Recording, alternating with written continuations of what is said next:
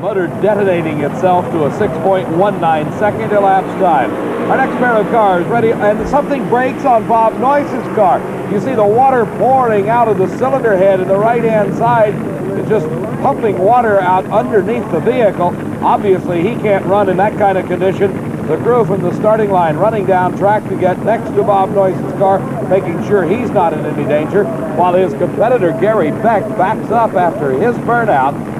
The emergency crew and starting line crew working to get the car of Bob Noice out of gear, and will be pushing it back into the pit area. Here, let's watch again and see if we can tell what happened. Coming out of the water, everything's fine. Then all of a sudden, something breaks in the water line as the car comes to a halt with water pouring out of it, and you see also missing the supercharger drive belt. Both cars completed their burnouts, now staging. Let's watch. A tremendous blower explosion for Ed McCulloch. And Pat Foster crossing the center line. That will disqualify him. But let's look at Ed McCulloch. He apparently is okay, but the car severely damaged. A tremendous supercharger explosion. As the tree went green, Ed McCulloch hits the gas pedal, and off comes the supercharger. There in slow motion, you see it once again. Foster leaving the line okay, but then crossing a little bit later. Let's watch again in super slow motion. Incredible deformation of the fiberglass body as that heavy supercharger comes up through the windshield, fuel spurting out of the lines, the emergency crew right on the scene. So it will be a single and easy run for Ron Colson at the wheel of the Hawaiian. And Colson loses control and crosses the center line. That puts him out of competition. The rules read you cannot cross the center line or the outer extremity line, which in this case is the guardrail. And Ron Colson out of competition as the Hawaiian going out of control, unable to keep it in his lane. Even though no one was in the other lane, the rules still read you can't cross the center line. And there he goes, making a sharp move to the right. Beadle backing up, and Billy Meyer can't back up. He's got problems. If he comes across that center line, and he did, he is out of competition. He's driving the car back up to the starting line. And this is a sight you very rarely see on any drag strip. Two cars coming at each other head on. The Blue Max against Billy Meyer. Meyer coming around him and passing him, heading back behind the starting line area. As Beadle's crew concentrating on their car, they know what happens when you cross the center line. So is Barnard, and they're approaching the starting line. Leaving the line together, some smoke off of Jim Barnard's tires. It's a close race at this point, and at the finish line, Jim Barnard wins it, but wait, David Pace is recorded as the winner by the electronic win judge. Let's go back and watch again and see if we can find exactly what happened. They leave the starting line side by side. You see a little smoke off of Barnard's car in the far lane. He begins to move from the straight track. Now it appears they're side by side. And at the finish line, it appears that Barnard gets there first, but yet the win judge indicates that David Pace won the race. Meantime, we've had a chance to check on the David Pace-Jim Barnard race, and as we watch in slow motion, we see Barnard's car cross the finish line first. But from another angle on our Diamond P Sports cameras, you see that Barnard crossed the finish line with his wheels in the air. David Pace broke the light beam, and he won the race. Away from the starting line as both drivers concentrate on the Christmas tree. Bernstein smokes the tire, and Prudhomme crosses the center line. He's out. He's lost. That means Prudhomme has been disqualified. You cannot cross the center line or the outer extremity line. And what a break for Kenny Bernstein. Watch here again as you see Bernstein, the front wheels off the ground, smoking the tires. He's out. That's it. He's lost right at that point. And then Prudhomme gives it away by crossing the center line and disqualifying himself. A tough break for Don Prudhomme. Dick LaHaye, in a sense, in a supporting role. Shirley, twice the world champion. Dick LaHaye, only one victory in 20 years of competition. Well, Chris, Shirley is also an expert shot with a pistol. She's in her early 40s, and you know, in spite of her age, she is known for her fast reflexes, her fast start off of the line. Oh, there's the sun. John. Oh, the engine stopped. The car stalled. Oh, unbelievable.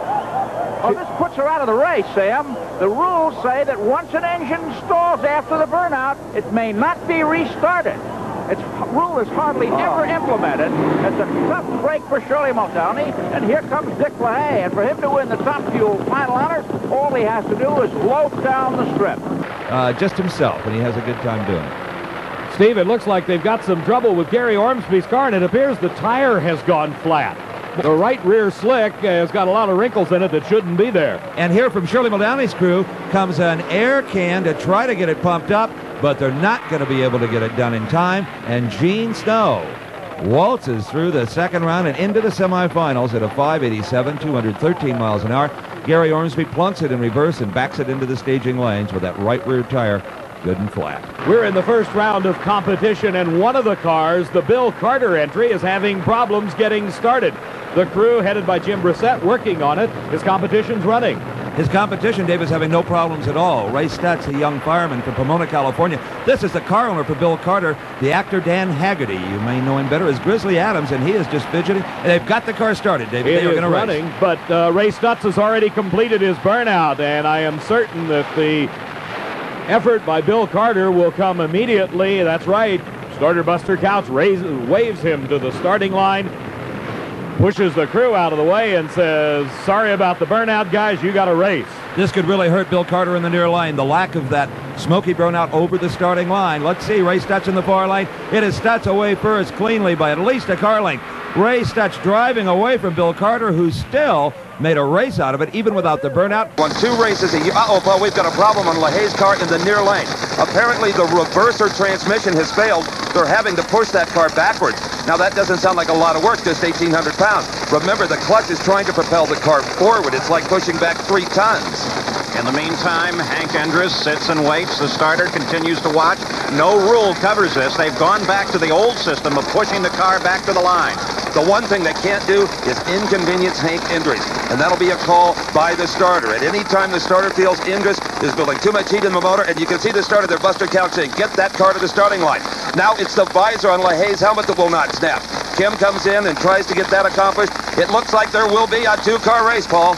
What a hard driver and what a hard competitor. Oh, there seems to be trouble with, yes, Steve, he's stalled out there. That's right, it sounded like a fuel starvation problem, Brock. The motor kind of came up all of a sudden like it was running out of fuel, leaning out, in other words, and he is dead in the water. Here comes the crew, but without the truck or starter motor, they're not going to be able to do a thing for John to get him off the racetrack. How much time will he have before Buster Couch, the starter, will wave him off? Well, the burnouts have been completed, so there's not enough time to do anything here, and the crew knows that. It's going to be a single for Jim Head.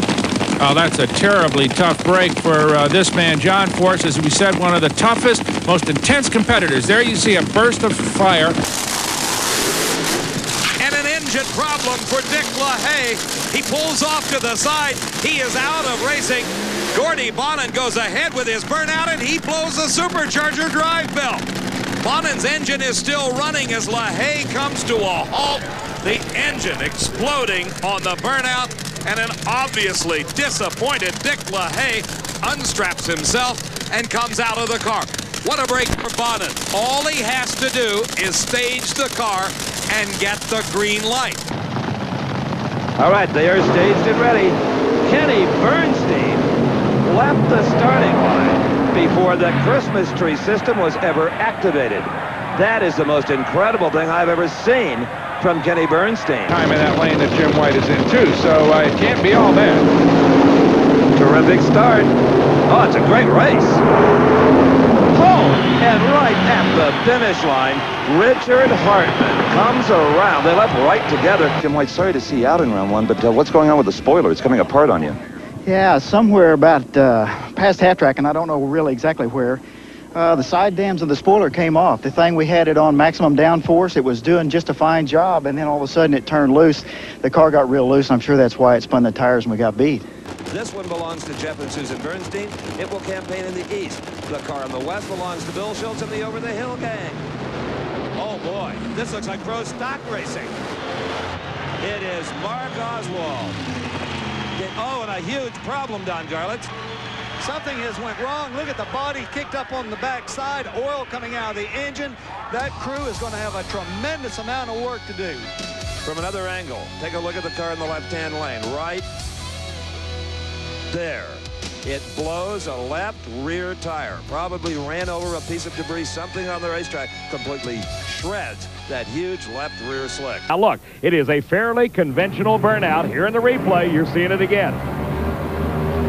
Right there is where you knew the throttle was stuck, because he's gone like a rocket. From another angle, way down track, here comes Bailey. The throttle's hung open. He realizes that he puts the parachute out, but it won't stop running. He drifts over into the other lane. Fortunately, there was nobody there on that burnout. He gets it into the dirt. He'll disappear into a cloud of dust. And then you will see Wayne Bailey spin it out and put it in the pit. That's the ultimate factory hot rod pro stock final round.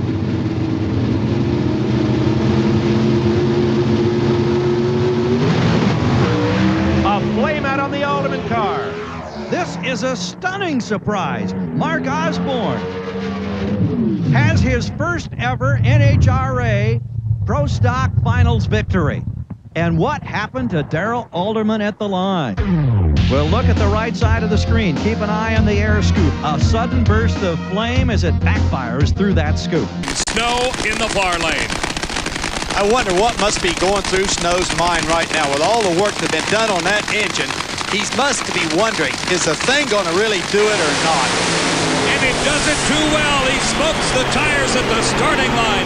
And Darrell wins the race. He loses a tire. The left rear tire is gone off of Darrell Gwynn's car. It is listing, but he has got the car under control and brings it to a stop. Want to back that up? Watch this.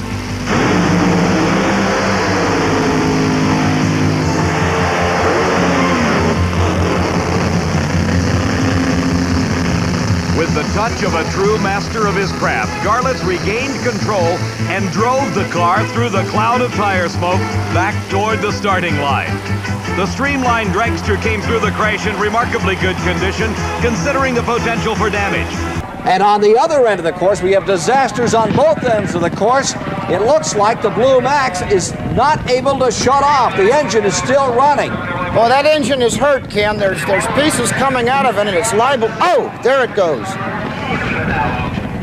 Beadle's engine finally expiring after devouring itself. Must have dropped a rod or something and just couldn't shut off for some reason. The more horsepower that they develop, the nitromethane fuels LaHaye and Kalita, and the wheels come off LaHaye's car. Both front wheels fall off LaHaye's car. After a bit of a wheel stand, it skids to a stop. Kalita is already gone, the engine shut off, and he is coasting to a stop at the far end of the track.